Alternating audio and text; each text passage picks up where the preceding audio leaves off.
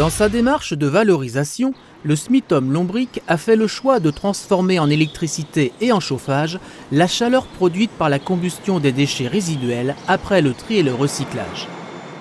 Dans le prolongement de chaque four est installée une chaudière horizontale produisant de la vapeur surchauffée. Chaque chaudière produit environ 26 tonnes-heure de vapeur à 380 degrés et 42 bars de pression. Cette vapeur permet une production de 80 000 MWh, dont 15 000 sont utilisés par le Civis 77, ce qui le rend totalement autonome, et 65 000 MWh sont revendus à EDF, ce qui correspond à la consommation hors chauffage de 20 000 habitants, l'équivalent d'une ville comme Lemay-sur-Seine. Cet équipement fonctionne sur le principe du moulin à eau.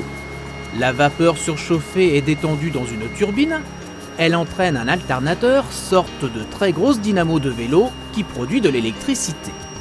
En sortie de turbine, la vapeur est refroidie et transformée en eau dans un aérocondenseur, sorte de radiateur géant refroidi par l'air ambiant, insufflé par de grandes hélices.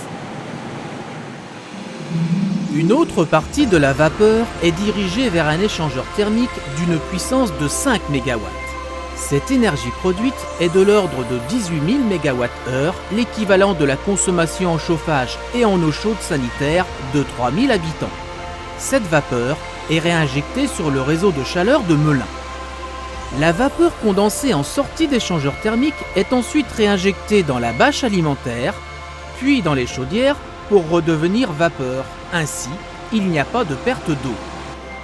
Grâce à la fourniture simultanée d'énergie thermique et d'électricité, la performance énergétique du Civis 77 est supérieure de 60%. Par conséquent, le traitement des déchets est donc considéré comme une opération de valorisation énergétique et non pas une simple élimination par incinération.